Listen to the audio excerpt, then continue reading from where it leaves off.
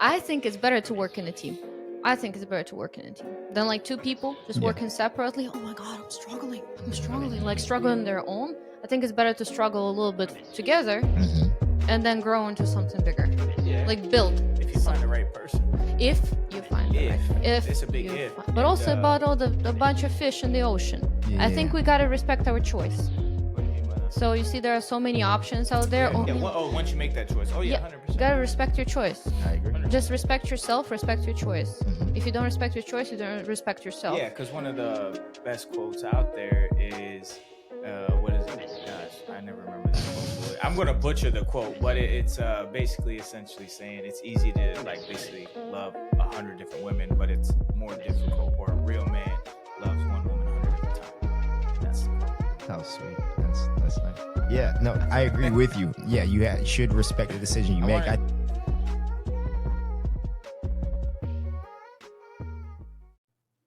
All right, welcome back to another episode of the Real Deal Podcast with myself, Brandon Haley, and Mr. Cleon Deal. Happy to be back. Every day's a good day. Welcome. And today, ladies and gentlemen, we have a special guest here joining us. Miss Vika is what she goes by. Welcome. Thank you so much for joining us today. How are we doing? Amazing. I had a wonderful day today. Wonderful day today. You just came from a photo shoot, right? Yes. And how did that go for you? Amazing. It was really, really hot. It was like a fashion statement. So we were walking wearing huge wings and beautiful flowers. Oh. Yes. So people wanted to take pictures with us and hang out with us, and they really wanted to know what was going on. Yeah. So what was going? what's the theme of that? All right. So the theme is that we were showing the designer's clothing. So and we were like modeling and taking good footage for content. Gotcha. Like pictures and videos and all that. Wonderful. Okay. Well, good. I'm glad you had a fun time there. So you obviously are, just to kind of give everybody a little bit of an introduction, right? I want you to kind of give the people a little bit about you. I know obviously you have a marketing background. You're also from a very different place. So I want you to talk to us a little bit about what you do, where you're from, how you got here, and we'll just kind of roll it from there. All right. So my name is Vika, and I'm a content creator and a marketer. Over a year ago, I graduated from Indiana University, but you're right. I'm sorry, did you say Indiana? Indiana University. I'm a Hoosier. Hoosier daddy. This is Indiana. Yeah, we do it big. You guys have a fight song and everything. Of course. Okay, Indiana. Okay, gotcha. All right. I graduated from Indiana University with media degree, creative advertising and marketing minor. And I'm also in the Army. I'm in the Army National Guard. I'm a supply sergeant. So, and you're right. I'm from the opposite side of the planet. Yeah. So how does that work? Actually, hold the mic up just a little bit more. Army. No, I'm sorry. Like tilt it up. There we go. Like Right this. there. Yeah, there you go. Ooh, I like the difference in sound. Yeah. So, okay. So you're obviously from Russia. From Russia, and now you are in the U.S. National Guard. Yes. U.S. Okay. National Guard. So how does that happen? Yeah. Why? Why did you make the move from Russia to the United States? All right. So it was always my dream to visit the United States because I played Grand Theft Auto too much. And I really loved the layout and, the cars and cheat codes like Seaways and Funny Magnet. And so Grand Theft Auto is the main reason you wanted to come here. Yes, exactly. But also I was born in 90s and, Kazakhstan, Russia, like the whole post-Soviet space got flooded with American culture and America was glorified. Like, right. Yeah, it was really nice to live in America, we all thought, and it is really nice. we thought. You know what? Better than in other places. Trust me. Trust me. I agree. I have no issues living in America. I love America. My whole family is from Kazakhstan, and then my parents decided to immigrate to Russia. So, but my ancestors are from Ukraine, so it's all intermixed because it used to be, Soviet Union, and then all the countries fell apart. So why did I decide to make the move? Yes, why? All right.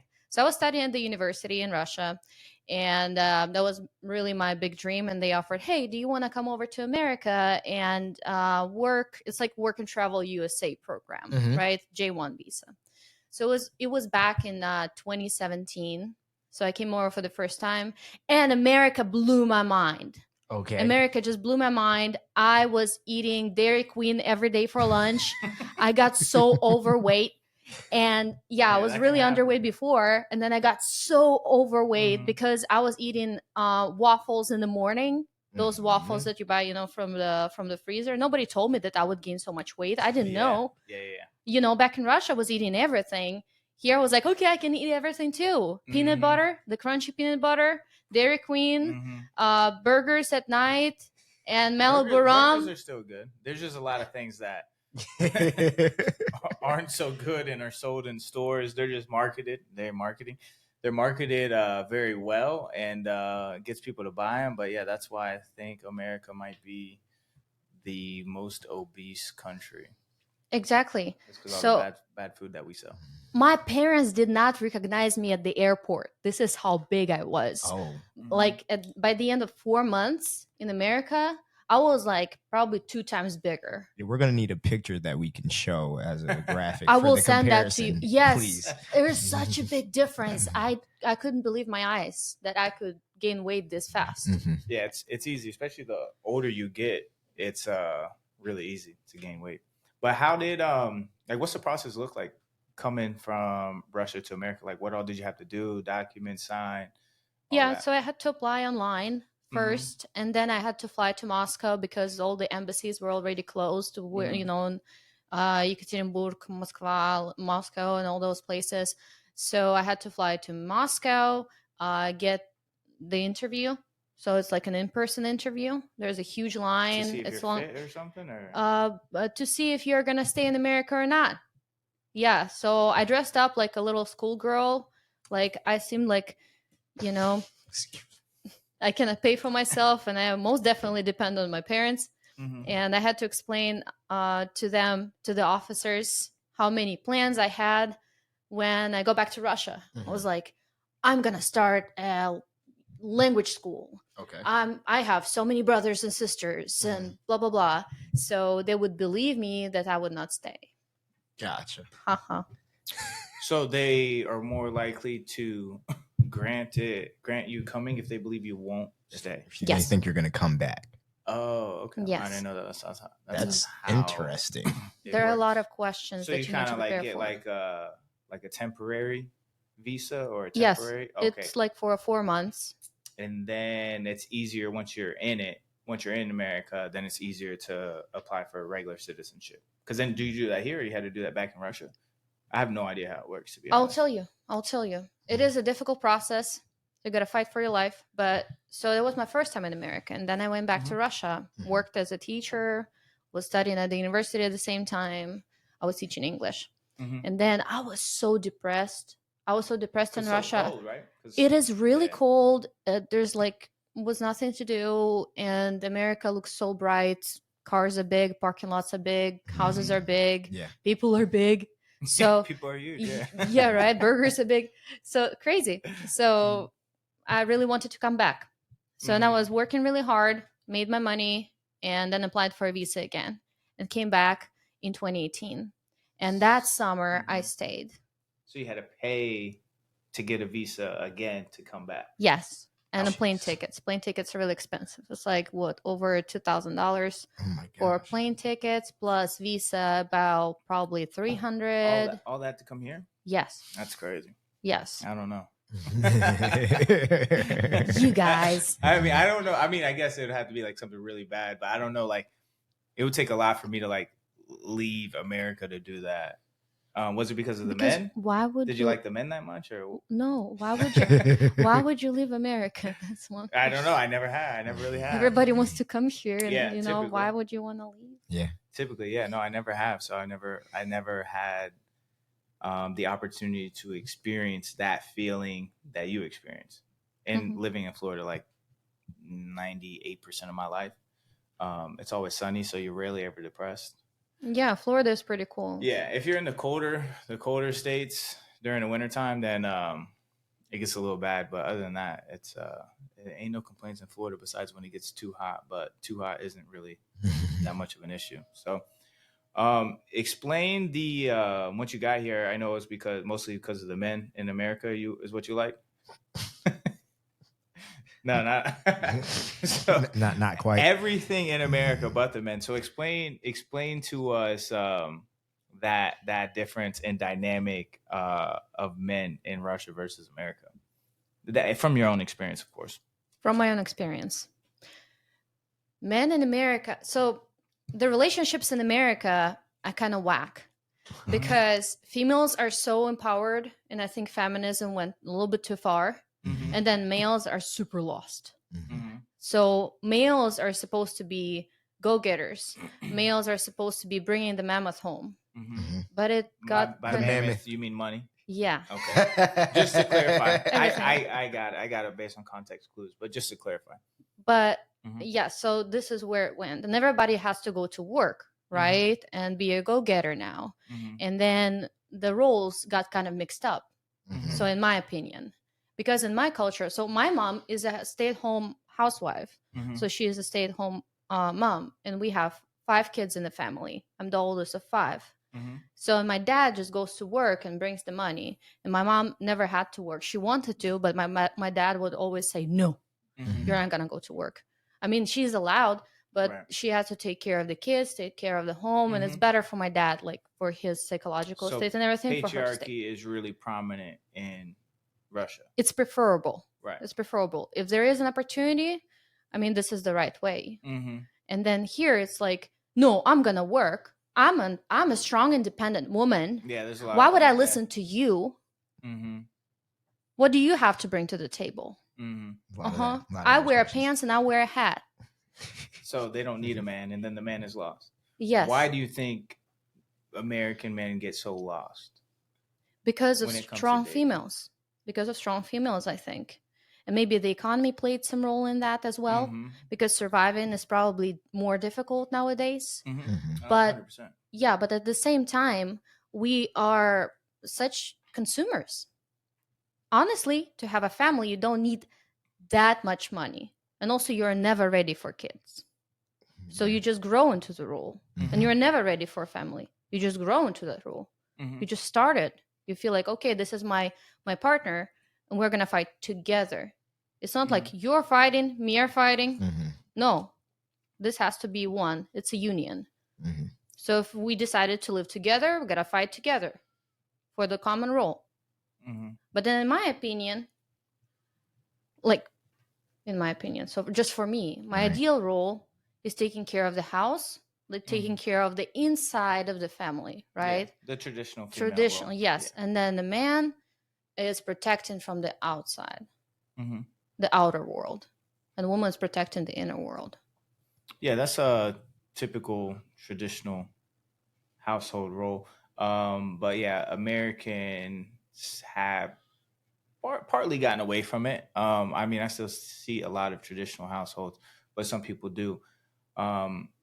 I feel like why they get away from it is because women being, the boss babe culture a little bit, they kind of get away from. And also, sorry, I got to click off that. And also the generation under us is growing up with social media. And they're literally getting paid to do stupid pranks on and record it, which some of them are funny. I'm not gonna lie, like I do watch some of them. Or TikTok, like they're on TikTok as NPCs. So it's like they're not. I mean, what are you really learning at that point? You're not like really out in the workforce. You're more in the entertainment side of things. So then it's like, where are you going to find? How do you find balance in that traditional manlyhood when you have a lot more feminine traits than you do manly traits? So I'm sure you see it because I know you do a lot of with AI and in the marketing side. What do you see? What's your thoughts on that? Like guys in those kind of content you mean like if it depends roles. On the job, on like on the job, what the male does?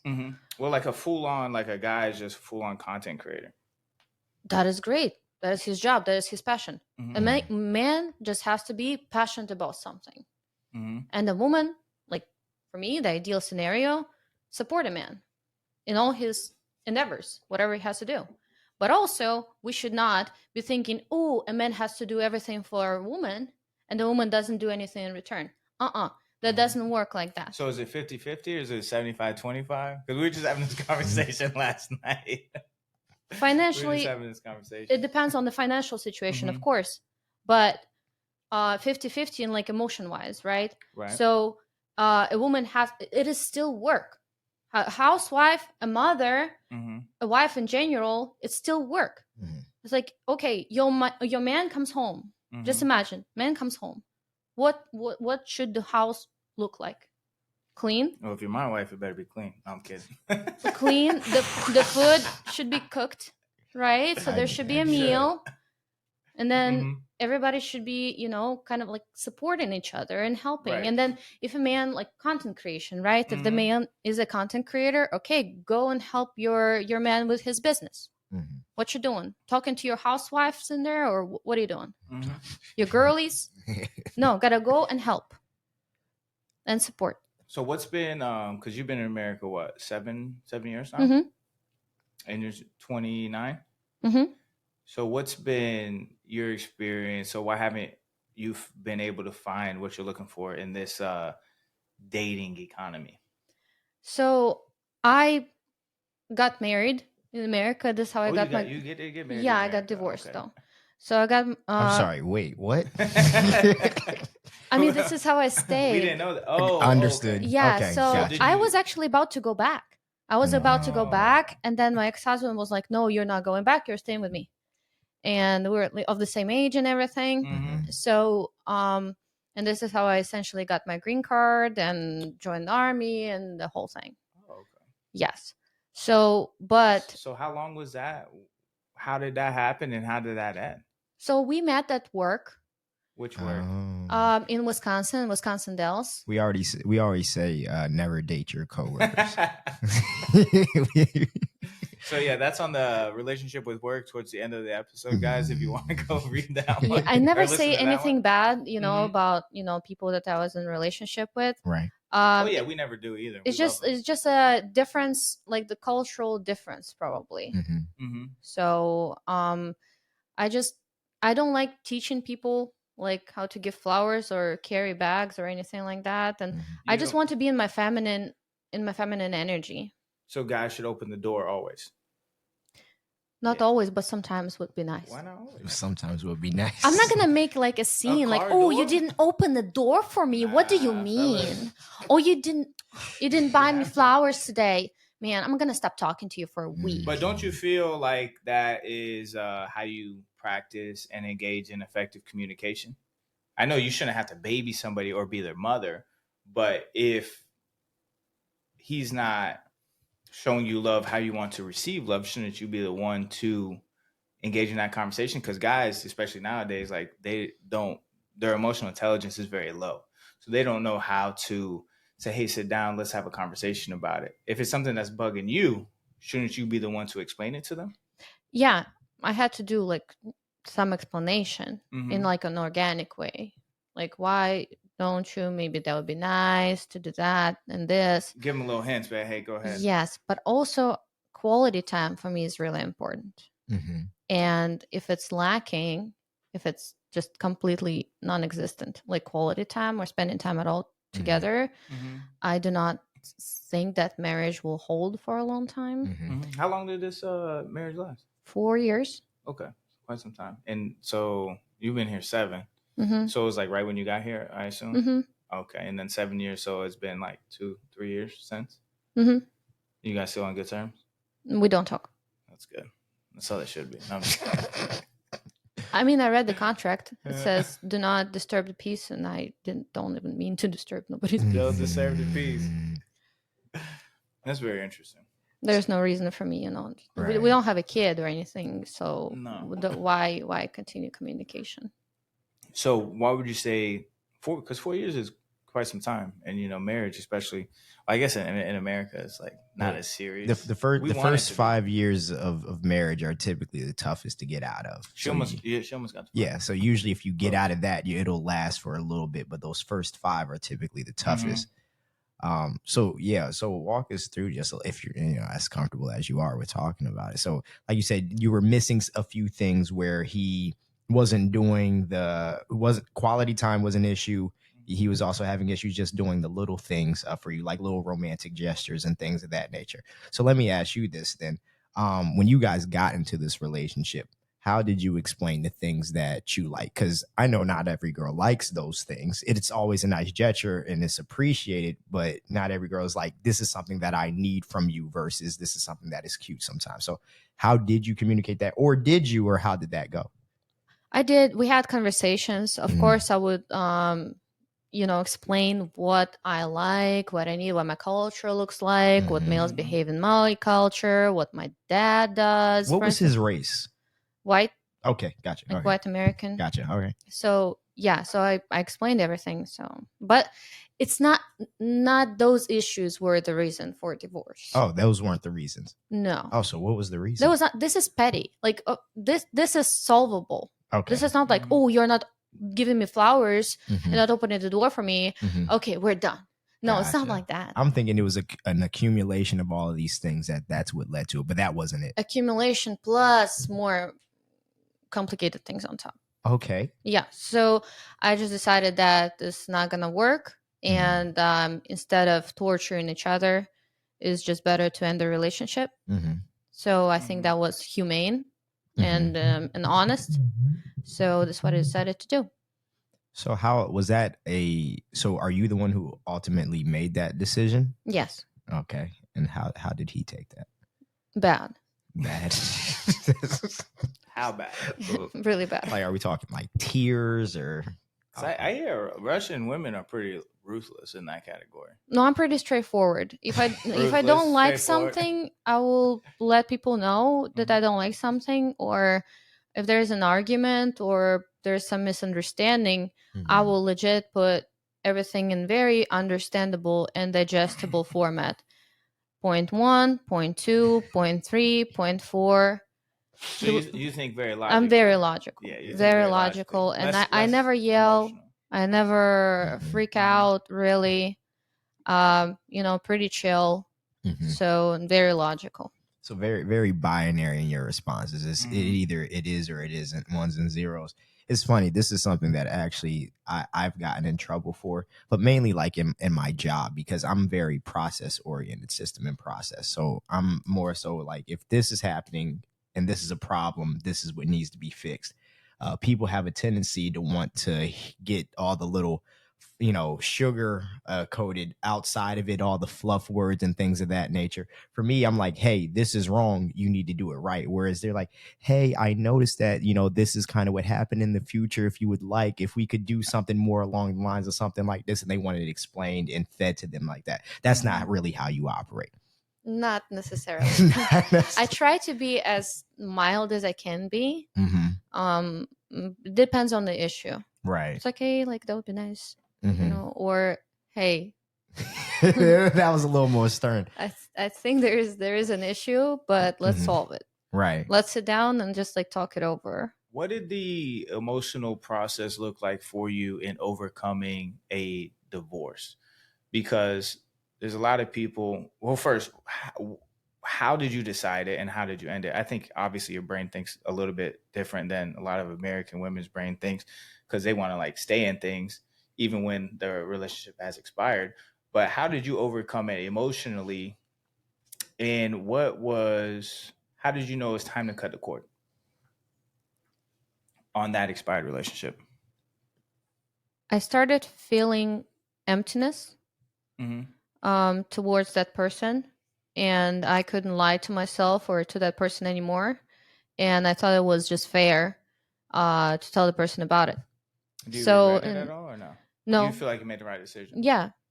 So how long did you feel that emptiness? Was it like a month? You're like, all right, this isn't there. Or was it like a year and you're like, hey, it's still there. Nothing's getting better. It's time to cut the cord. I would say like a year. Okay. I would say like a year, maybe even longer. But I tried my best to solve the issues, but I couldn't. There were issues with, my psychological state and his psychological state. It was not getting any better. Doesn't matter what I did or he did, it was just not working at that time. Do you feel like a year was too long to wait? That you should have did it earlier? I try not to make rushed decisions Mm-hmm. in my life. And if I can fix something, I would rather fix it before dropping it, before burning bridges. Right. So I think this is why the divorce rate is so high, that people just don't want to fix. They don't want to work on something. They don't want to talk it over, figure it out, go on a cool vacation or whatever. Or if you don't have money in this economy and stock market is crashing, that's fine. Go have a barbecue by the ocean. It is fine. Just do something together, talk it over, and maybe find the way how to solve it instead of divorcing, because divorce is terrible. It's expensive. Emotionally, it's absolutely devastating. You're jumping into an abyss. For me, it was like jumping into an abyss because I'm from a different country. And do you have any family here? No, so I don't. You're just you here, just me having to deal with that. Exactly. So it's just me jumping into an abyss, and I don't have any money, really. Right. What am I gonna do? But I just kind of grabbed myself and just decided to go with this decision. And I was just thinking, I'll figure it out. I'll figure it out. But that is gonna be a better decision than me staying in there and dragging it longer. Did you have any friends at the time, like outside of your marriage?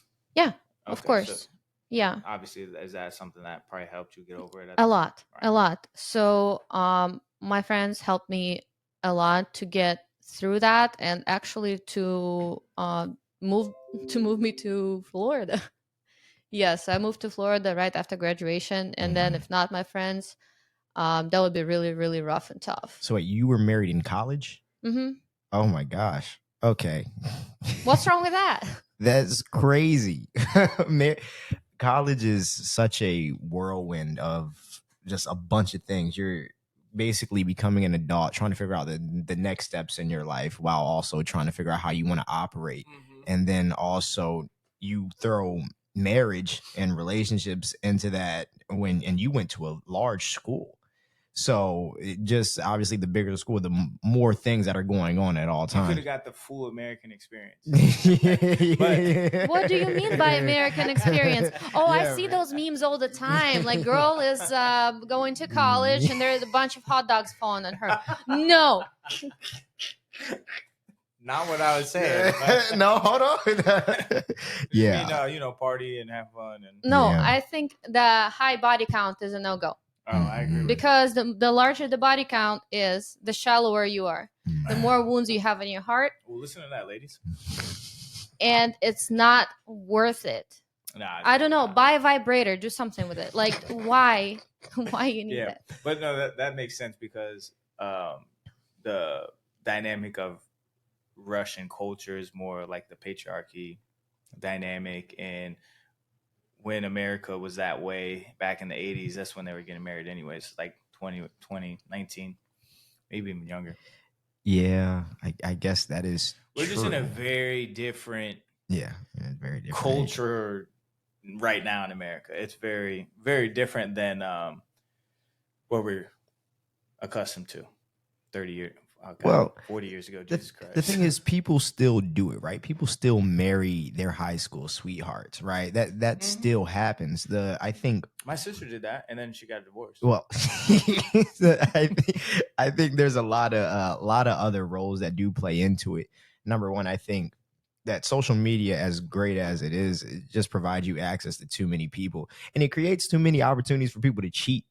So the problem is that where there's opportunity, it will be taken advantage of. So when you have all of these, like usually back in the day, it was you have this girl and you have a landline on the phone. You can't have no girl calling you a landline. You know what I'm saying? You have to. So it makes that sneaking around thing a little bit more difficult. And you also don't see all these other people. Like when I was in high school, obviously you get Instagrams of people at 3, 4, 5 different schools. So now you have options. Back then, it was like you have what's right in front of you. I have no idea what's going on outside of a 5-mile radius of here. So it became a lot easier to focus on the person that was in front of you.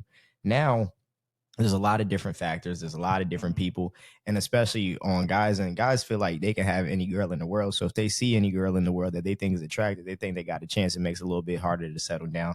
Also, obviously, in this economy, getting married young without an established career, because back in the day, you get to go to school and get a job that's in your field, and then you work at it for 30 years, get a gold watch, and you retire in the union and all that other fun stuff. Now you are lucky if you go and you get a bachelor's degree and you make $15 an hour. Like you said, you're never really ready for a family, or you grow into that role. But obviously, it's very difficult to put in your mind that it's time to start that on $16 an hour when you're coming out of that. Well, sucks to suck. Tough shit. I think it's better to work in a team. Mm-hmm. I think it's better to work in a team than like two people just working separately. Oh my God, I'm struggling. Like struggling their own. I think it's better to struggle a little bit together and then grow into something bigger. Yeah. Like build. If you find the right person. If you find the right person. If it's a big if. But and, also about all the bunch of fish in the ocean. Yeah. I think we got to respect our choice. Mm-hmm. What do you mean by that? So you see, there are so many options out there. Yeah. Once you make that choice. 100%. Gotta respect your choice. I agree. 100%. Just respect yourself. Respect your choice. If you don't respect your choice, you don't respect yourself. Yeah, because one of the best quotes out there is, Gosh, I never remember the quote. I'm gonna butcher the quote, but it's basically essentially saying it's easy to basically love 100 different women, but it's more difficult, or a real man loves one woman 100 different times, and that's the quote. Oh, how sweet. That's nice. Yeah, no, I agree with you. Yeah, you should respect the decision you make. I think you wanted me to. Yeah. Sorry, my bad, man. Yeah. I think the problem is the stage before making that decision. I think that what happens is that a lot of people, especially if it's going to be on the man to make that decision, they don't get to the point of actually making the decision of, this is the person that I'm going to be with. They're like, I want to see what it's like here, but I also want to see what it's like over there. I also want to see what it's like over there. So you rolled your eyes. That seemed personal a little bit. So how is dating right now? That's been 2 years. How's it going right now? Good. Tampa men are good? Good. You love the Tampa guys? Yes. All right, Tampa guys, you guys are stepping it up. Yeah, Tampa guys. We don't usually hear good things about the men here and the dating. Well, I got Tampa reverse brand on my hat. This is an ad. Reverse brand. Send me some free gear. Thank you. Yeah, bro. Sponsor us. Stop playing. Thank you. Amazing. But I think there's also a lot of going out culture. Yeah. Like going out, bars and everything. Oh, I just ask people around, where do you meet people? At bars. And then I don't really go out a lot. When I saw you guys, it was like my second time in Ybor, and I don't think I went there but yesterday for a video shoot. I don't even go out. So whenever I go out, I see people who are just looking for fast pleasures. Dopamine, that lust. Fast pleasures. That lust cycle. And I just found out something about myself recently, that I don't go out because I don't have the void in me. I don't have the void. I don't have a whole emptiness. I don't have none of that. I'm really busy, really busy. Yeah, I would rather read a book, or I would rather watch an interesting podcast, or walk around at the beach. I've been at the beach only maybe 4 times ever since I moved here. It's been 1.5 years. I've probably been to the beach about 4 times as well. I'm really busy. Really busy.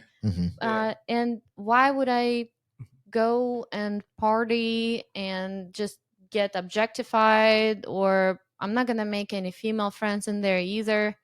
Because typically not any genuine connections. No genuine connections. Yes. Yeah.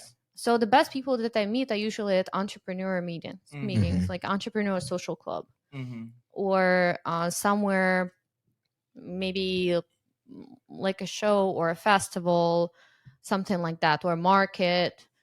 somewhere where people are more goal oriented or growth oriented, or people who are into something that I'm into. Mm-hmm.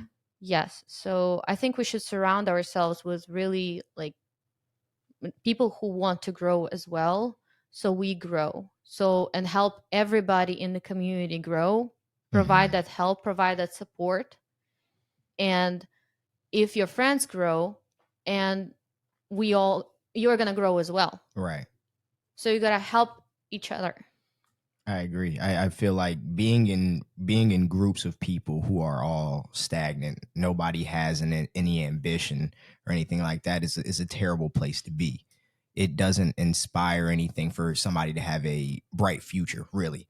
Like we were talking about really on our last episode, if you're the smartest person in the room, you need to change the room. If you're the most successful person in the room, you need to change the room, which is why these entrepreneurial meetups, these social things are great places to be at, because as well as you're doing in your area, you get to meet a few people who are doing a little bit better than you. And, you get to learn a few things and figure out how you can kind of get to that next level as well. So I'm a huge advocate of that, of just changing your settings and changing your mindset for you to get to that next place. Yeah, that's the best place to meet people. Because you met some girls out there? Or? No. I mean, yeah, but not any relationships. Where I'm standing my ground, staying celibate. But the ones I met in the club, yeah, those usually never end too well. But the problem with the culture, especially in the United States, I'm not sure how it is in like Russia or Europe or any other countries. But everybody, the Americans, or even the ones that work really, really hard, right? Then you're talking about you don't have any voids to fill. But that's like what the American way. I don't know how we're brought up or taught that. I guess it's just something that guys really don't heal from it. So then they just teach their next generation. They teach their kids. So they work 60 hours a week, and then their weekend is their reward to themselves to go out, party, have these superficial meetups with women, things of that nature. And then it's just a continuous cycle. And I posted something from Hormozy on my story the other day. Is basically saying most people live the same 6 months over and over again 100 times, and then they die. So it's just like basically that's their life. They work. They go out and they party. They enjoy it. They live that. They have that superficial gift to themselves of like going out, drinking, hooking up with a chick, whatever it may be. And then they repeat the cycle. Maybe 2 years down the road or a year down the road, they get a little raise, they get a promotion. 5 years down the road or whatever it may be, but they continuously live it. Then they get married. They're still doing the same thing, except now they're married, but they're still work, drink. And now you're teaching your offsprings that, you're teaching your kids that. They're going to react based on what they see you do. And a lot of people really don't understand that. It's almost selfish, because once you have kids in the picture, then it's like, all right, if you don't get your act together, they're seeing exactly what you're doing. They're going to do what you do in one way or another. Yeah. So exactly. American culture. Exactly. But also drinking, going out, hooking up is a low quality fuel for you, for your development. Very low quality fuel.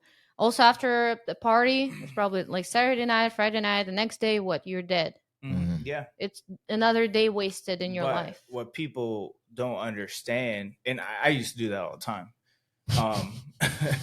And literally, and I was dead. I was dead on Monday. It took me two days to get over my hangover. Yeah, the older you get, the longer that recovery is. It was like 2 days. But what people don't understand is it's just a quick dopamine hit. And I haven't drank in 2 years, 5 months, not because of my own choice at the beginning, but like I got arrested and then stopped drinking because of that. It's like, all right, I want to be able to control my situation and surrounding at all time. And in social settings, like that first 6 months to a year was real difficult, but now it's like really easy to go into a social setting and not have like social anxiety, quote unquote, but you can still be out, hang out with your boys, hang out with your girls, whatever it may be, and not get drunk. You can do that. Yeah, you can. Or you could also, but it's a big go to different events. Yeah. So what do you like to do with your friends out here? With my friends out here? Ooh, shooting videos. Yeah. Yeah, doing photo shoots. or watch a movie probably. Go to Big entrepreneur movie. social Yeah. club. Go out to the nature, maybe travel somewhere, maybe Disney, Orlando. Where do you go for nature around Tampa? There's some decent parks around here. I just walk around the park. Which one? There's Vinoy Vinoy in St. Pete. Oh yeah, Vinoy and St. Pete. There's there's a good nice one near the stadium too, Al Lopez Park. It has like a little nature trail too. It's not like super crazy, but it's a good switch up if you wanted to try that one out too. So I want to ask about your marketing side. So how exactly did you get into into that? Into that, Your social media marketing, all your videos and stuff like that. Yeah, since we're switching to social media too. Yeah, how did you come up with your Instagram name? Because you're a Russian female, so I want to know your thought process on that. Exactly. So as I told you about Grand Theft Auto, I really loved playing Grand Theft Auto, and I spent many hours on that game. And I was really into America, and I had Uncle Sam on my wall. I want you for the U.S. Army. I was like, 13, 14 maybe, and I printed that, and my mom said, "Take this devil off your wall." Oh my God. We don't like Uncle Sam here. But the thing is that how would you know? Yeah, so you know right. what are the odds? Yeah, now yeah. I'm in the army. Yeah. So it's just funny, right? And I had American flag above my bed. I was all about it. So that's why Captain America kind of came up. And I think it was back in like 2014 when I got this name. And when did that movie come out? The first Avengers. Did you watch that one? I'm assuming, because it has all that in there too, like the "We want you for the U.S. Army" and stuff. Yes. Okay. Yes. Yeah. But I was not a fan of Captain America. I was a fan of Iron Man actually. And I had an Iron Man mask. Amazing. So I had a mask, like a plastic mask that would with lights and everything, and then a little figure, and I would just be looking at that Iron Man, and that was such a great motivation for me. Did you like Iron Man because he was rich or because he was a playboy? No, because everybody else has a superpower. Right. And then Iron Man's superpower is his brain, his skill, his really talent. Of course, he was born rich, but the thing is that what he did with his money, right? That is important. Iron Man's definitely my favorite. Now they're going to turn RDJ into a villain. Yeah, Dr. Doom. Here in the next year. So that'll be interesting to see. Very interesting. I'm going to have to get a Doom tattoo on this leg. Jesus. Find a spot. Nice. We'll go to the next one. So you and Margaret. So how did you get into this? I've been in this industry for a long time because in Russia I was a weather anchor on a local TV. I'm sorry. So wait, how old were you when you left Russia again? 22. 22. Okay, so you were a weather anchor. How old were you when you started that? Weather anchor, I started when I was like 20. 20. Okay. Yeah. Gotcha. So I won Miss Siberian Beauty 2016. Oh, nice. Miss Siberian Beauty. That's interesting. Okay. And then I got an offer of working on TV. And then I sang in musicals. And you can sing too. Yes. Wow. And then I participated in different shows, worked on stage, and also I modeled. I had billboards with me in my hometown. I worked with different brands. I had magazine covers and magazine layouts. Over there.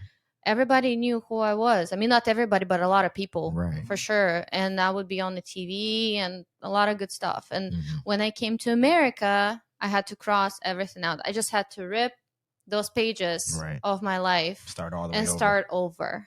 So I've been in the industry in this kind of realm for a long time. And now when I graduated from Indiana University, and at the Indiana University, I was already doing that, and I wanted to continue that. This is what I'm passionate about. This is what I love doing. I love to tell the story. And if a business cannot tell about what they're doing and what their unique selling proposition is, I'm here to do that. And I'm really passionate about it. And one of my hobbies is helping local businesses. If they don't know what to do, some people really do not know. Yeah. I mean, about how to set up. Social media is tough, man. We didn't know to set up this podcast. It took us a little while. Yes. Or like how to film something, how to show something so it looks good or appetizing, or how to sell their stuff, how to set up a website, maybe something like that. Just something simple. So I'm trying not to like overload myself with stuff, but I'm always really like willing to help. So I always offer, hey, do you want me to come over and help you out? Yes, we or do. I can I can give you advice, or let's do a consultation or something like that. It comes back to my philosophy that help people around you succeed, and you will succeed as well. Yeah. This is when I started growing, when I realized this simple philosophy of supporting people around me. Right. So if I'm not supportive, I'm just like one fighter, a soldier in the field, it's not going to work out. It's like army. So I'm a sergeant and I have several soldiers under me, right? Right. I could figure something out, but I cannot figure everything out. Right. I need knowledge of other people, and as a team, we're stronger. If you're alone, you're weak. Right. Yep. Which is another good quote. Remember, we used to hear it all the time is if you want to go fast, go alone. If you want to go far, go together. Exactly. So teamwork makes the dream work, baby. Yeah. Exactly. And we are teaming up now in St. Pete. There's something special about St. Pete, actually. It was not like that in Wisconsin or There's Indiana. a lot of white people. Wisconsin and Indiana was, do you think there were not Like enough there weren't of a lot of white people in Indiana. Yeah, white people shortage in Wisconsin. Yeah, right. They're really running out over there. St. Pete has like a very hippie kind of vibe. But this is also the community. This is a community. Yeah. You go and everybody wants to collab. Everyone wants to do something. Everybody is active. And we're all collabing and doing interesting things and coming up with ideas, pitching each other ideas and discussing them and growing. I love this. And when the hurricane happened and my house got messed up. Oh, you live in St. Pete right now? Yes. Oh, yeah, yes. Yeah. I got flooded. The first hurricane. My house got destroyed. My car got destroyed. So in my technology, some cameras, some lighting got flooded with salt water and sewer water. Who was the first group that came over for the rescue? Entrepreneur Social Club. That is held every Thursday, 6 p.m. at NOAA 535. Those people that I met there. In St. Pete? Yes, and they all helped out with my house, with my car, with everything. They even organized a whole group of helping people for free that suffered from hurricane. Yeah, I was crying, Pete, man. Tampa would never. I'm so grateful. Yeah, that's amazing. So grateful, beyond recognition. So that obviously makes you working a little bit easier because people there are willing to collaborate with you pretty much all the time. And so for you, when you're going out to find businesses, it's like a grassroots sort of thing. You're just going out. Are you looking at them up on social media? Are you just running around town, walking into businesses and say, hey, you guys don't look like you have an Instagram set up. Let me help you out with that. How does that usually go? Works both ways. I can see them. I can see some business, meet like business owner at one of the events where I go to. And I'm like, hey, this is what I offer. Do you need that? You probably do. So how about we collaborate on that? Yeah. Do you want to work together? Or word of mouth. Right. So let's say I'm a part of Entrepreneur Club, right? This entrepreneur group. And then somebody else puts a good word for me. And then another one. And then another one. And people come to me. Oh, we need a logo. Oh, yeah. Call Vika. Or, oh, we need like social media videos to launch an ad. Right. Or AI Vika. Video. Or AI video, or whatever that is. Make some really interesting AI videos. Yeah. So do you ever work with like musicians or? This is actually my next step. I want to find more musicians to work with. Musician right here. Amazing. Let's collaborate. Let's collaborate. Let's collaborate. The Real Deal podcast, putting people together. Yeah, love that. Amazing. Yeah. Of course. I'm down. That's great. Yeah. And also watch a movie, Yes Man. Have you watched it? Love that movie. I love that movie. Love that movie. Changed my life. Yes, man. Yes, man. Jim Carrey. Yes. Oh, the Jim Carrey one. Yeah. I love that. But you know what? What changed my life exactly? In 2014, I watched a music video by Avicii, The Nights. Oh, yeah. I love Avicii. Exactly. So I was watching that music video every single day for a year or maybe even more. Every single day. I don't know. I just wanted to live that life. My life looked different. Yes, I was busy. I was a weather anchor. I was modeling. I was a teacher. I was everything, right? All at once.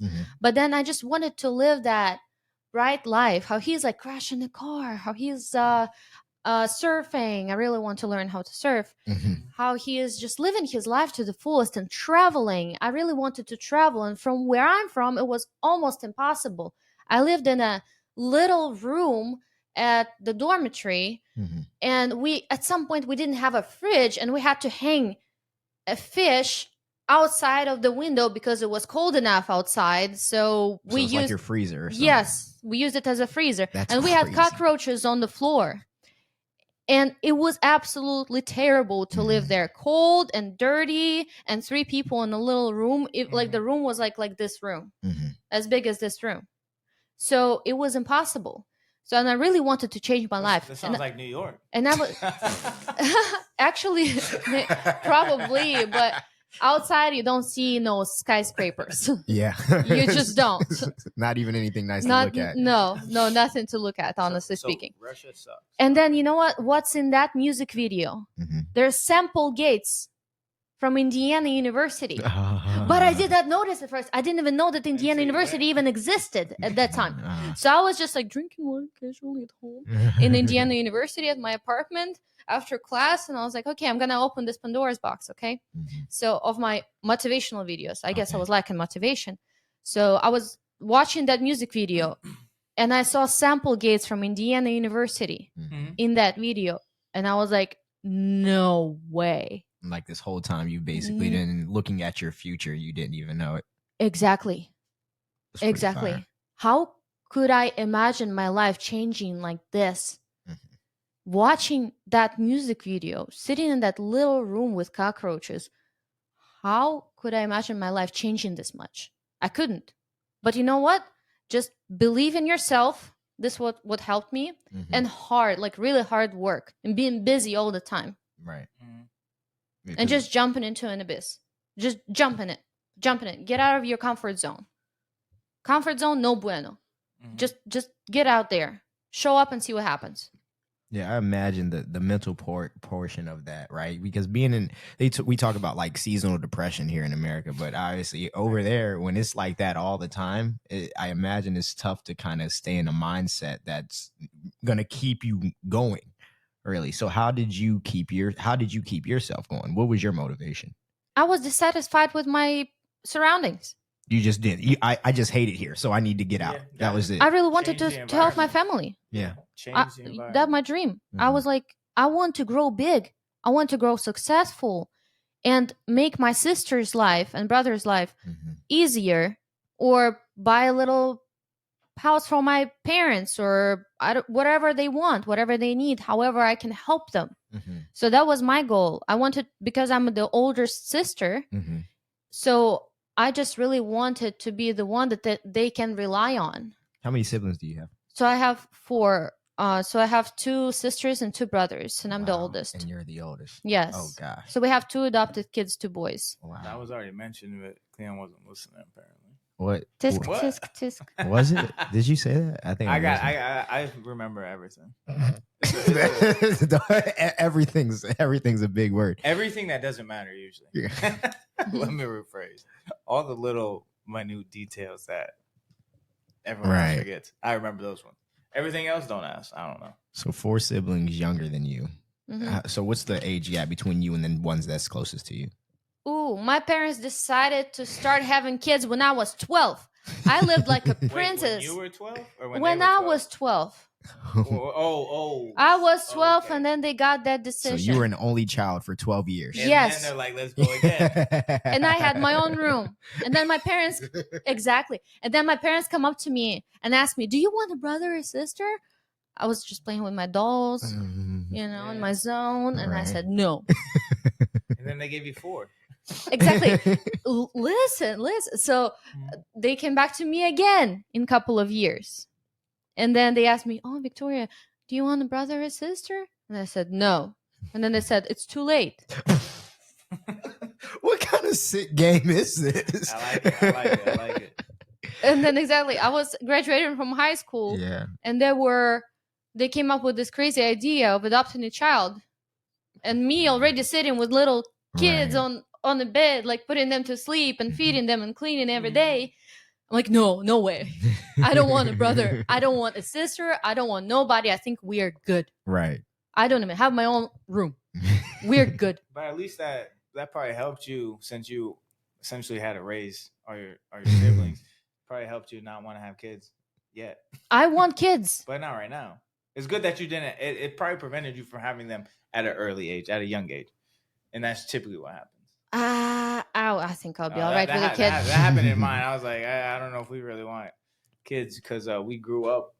My mom had 5 of us, all like when she was like in her early 20s. So I was like, yeah, we don't want to do that. So none of us, only my youngest brother, because I guess he didn't really grow up with how we grew up, is the one that is made my mom a grandma. Everybody else, no kids yet. Yeah, it's funny because when you talk about the age gap thing. So for me, I have 3 older brothers and I have a twin sister. And then basically it was just us until I want to say my sophomore year in high school. And then basically my brother comes to me after a track practice, mind you. He's coming to pick me up and he says, puts his hand on my shoulder and he says, by the way, mom's expecting. And I said, expecting what? What do you mean? What are you talking about? It tells me at 15, I think I was like 15, that our parents are having another child after all of us. And it was insane. It was quite a shock when they told my oldest brother he was driving. He had to pull over because my parents were like in their 40s at the time. So huge shock. But yeah, that's funny. But you were the only child, so that was a little bit different from you. I grew up in a full house, and I was like, "There's no way we could want any more people here." And it turns out, I guess that wasn't the case. Yes, and then they decided to adopt 2 more. It's like, and I just don't know. At some point, they had 3 cats, a dog, 4 kids in the house. No wonder I fled and ran away. And now I live on the opposite side of the planet. You just needed some peace and quiet. Yes, peace and quiet. But I'm okay. So I don't think it prevented me from having kids. I think it just taught me how to be a mother, how to bring up children, and what it takes. So I don't have false expectations about pregnancy. Right. Or having babies, kids, whatever. I don't have that like pink picture painted in front of me. I know what it is. Yeah. And that's an interesting topic. I don't know how deep we'll go into that, but basically, a lot of people like the idea of having kids because they like to have a little cute little dress up doll, and but raising kids is atrocious. We had to babysit a bunch of people's kids when I was growing up. Just like they would just be coming over and all this. I'm like, I hate this. I don't know why anybody would want to do this early. Like one day, you know what I'm saying? It makes a lot of sense. But people have this idea that sometimes they should just do it because they feel like it's time to do it, or they want to do it because it looks really cute. And I've always wanted one. And I'm like, I don't think you're understanding what has to go into that.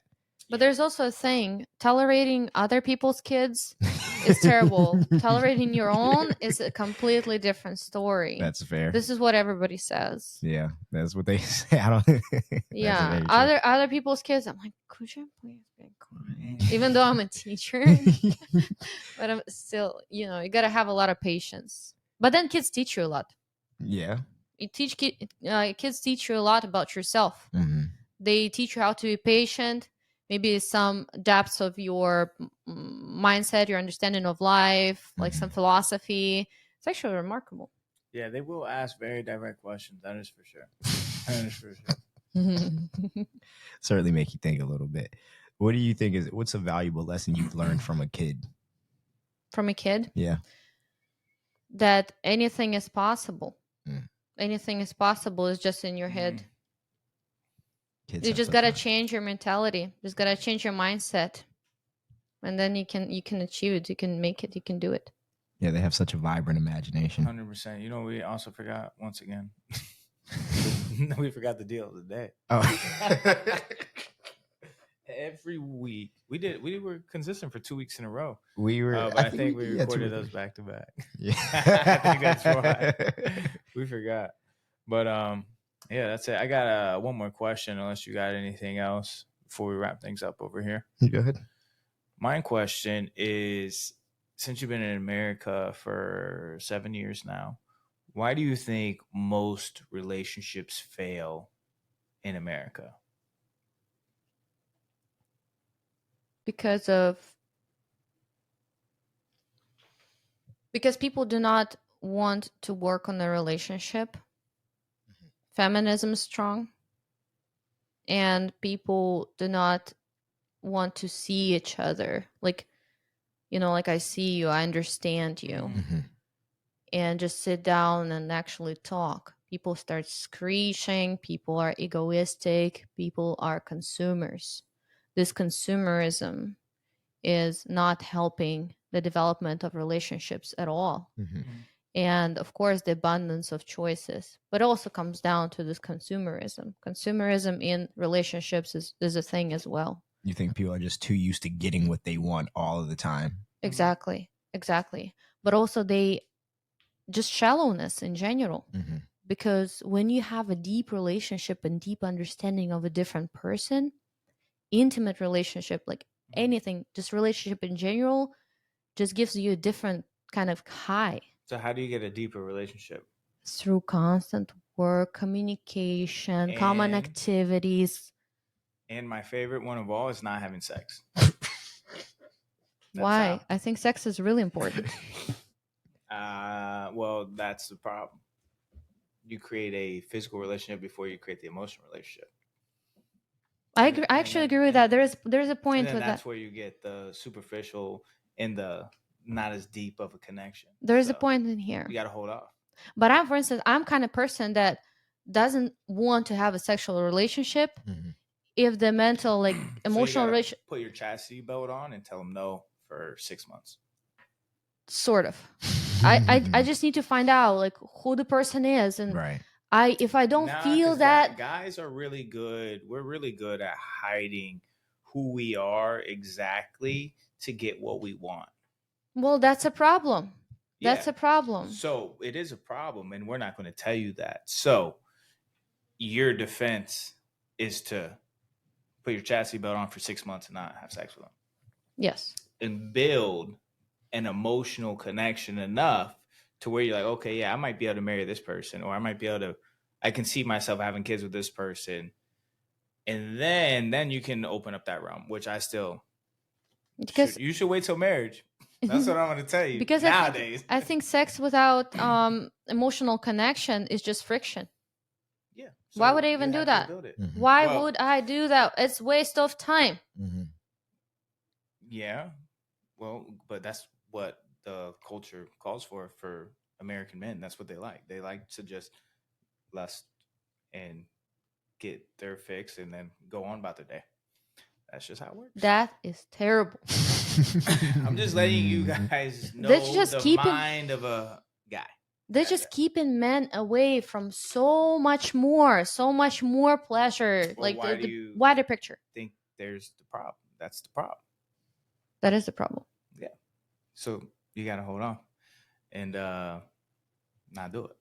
Exactly. Build the emotional connection and then you have that conversation, but don't do it because then once you do it and let's say it's good, like a person who knows exactly what they're doing and it's not just friction and they can create an emotional connection during the sex, then it's like, oh wow, it was such great sex. Now it starts to cloud your judgment of like, oh yeah, I might want to be with this person. Oh, like, okay, now I can see me having kids with this person because they're so good at this, or because we bonded, we had that soul tie during sex.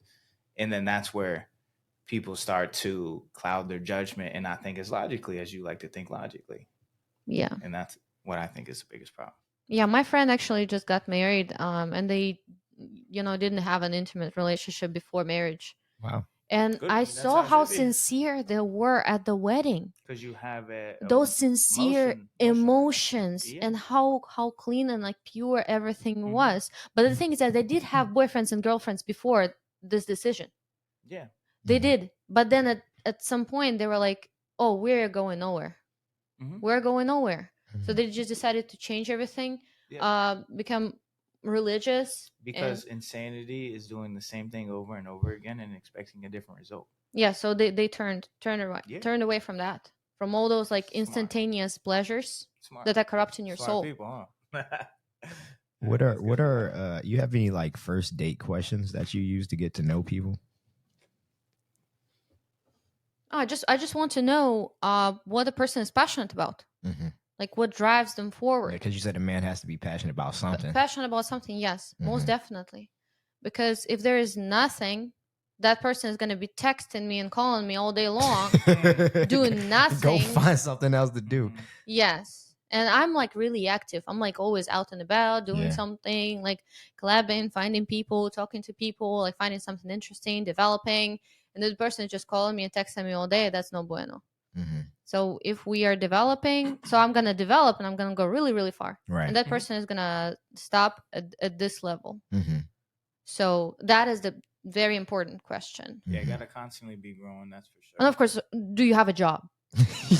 Fair. That's a fair question. Are you employed? Do you have a job? What if they don't? Sucks. Man. I guess you're paying for that date. Let me take you out on a date. I don't have a job. I guess you got to pay for it. I think I'm going to be late for my bus. Gotta get out of there. That's understandable. Yeah, but also I think when men say, "Oh, women are gold diggers," I think if a woman is a little bit of a gold digger, it's good because she says, "Hey, I want this. You know, this makes me happy, and if you get it, I'm gonna be the happiest." And then he starts working more, earning more. His earning potential is like rising. It's not because I want this bag, or I can go and make my own money for the bag, but I want the man to grow. So I'll say, "Hey, I want this." And then the man goes and gets it. But along the way, his income is growing too. So this is the inspiration.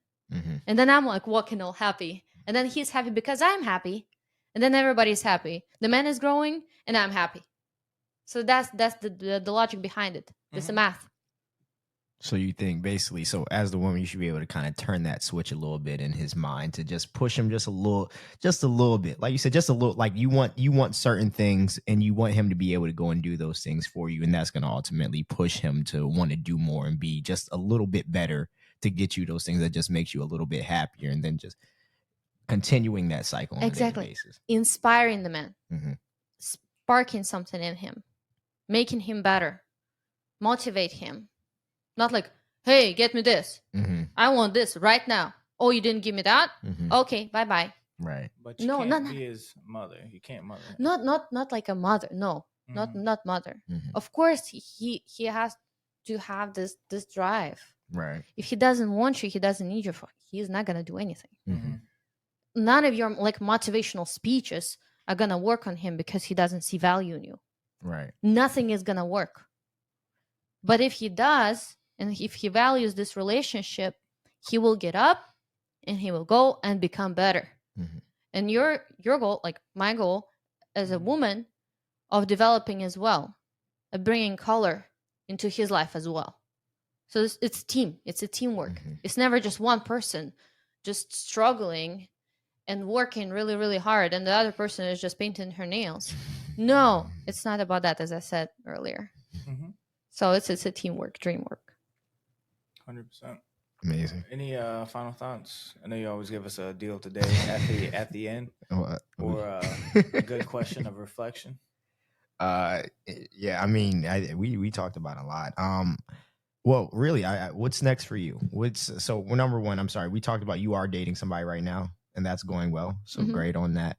What's next for you? What's the thing that you're pushing for right now in your life? More clients, obviously, growing my team. Occupying my team all the time with projects and everything.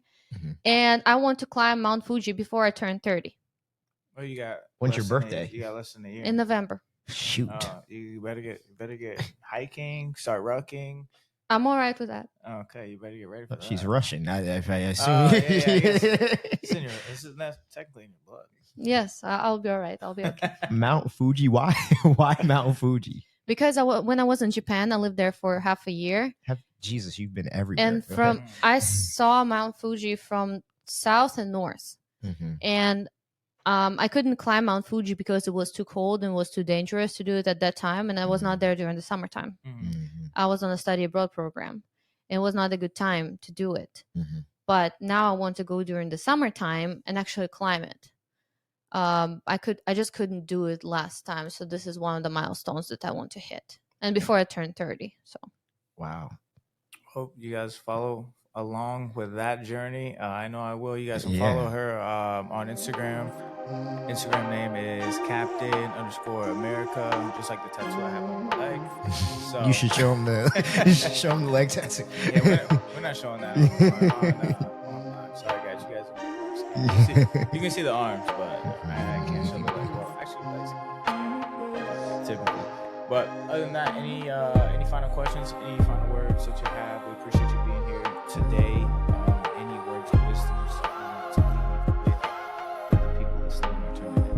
thank you so much for having me today, and I really enjoyed this conversation, and I think we brought up a lot of insights. But what I want to say, a little message for all the females out there, just do not be scared to jump into the unknown. Try different things and broaden your horizons, and you just never know if you're gonna succeed or not.